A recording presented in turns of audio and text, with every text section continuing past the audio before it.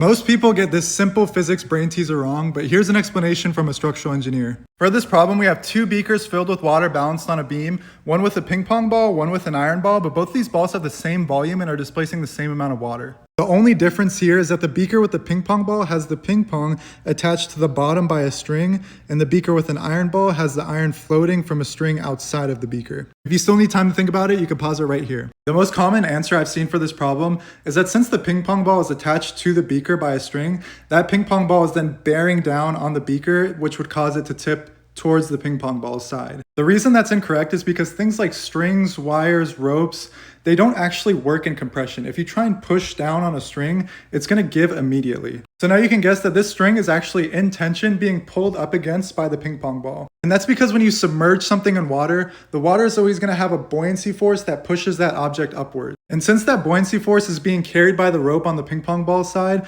that buoyancy force is then reacting against all the water that's been displaced by the ping pong ball, effectively canceling it out. And because none of that is happening on the left side, the weight of the beaker on the left side is increased by the full amount of water being displaced by the iron ball. Whereas on the right side, due to the buoyancy force carried by the string, the weight of the beaker is only increased by the actual weight of the ping pong ball itself. So that obviously means the beam is going to tip towards the iron ball side. And if you don't believe me, this experiment is done multiple times in real life, so you can look those up.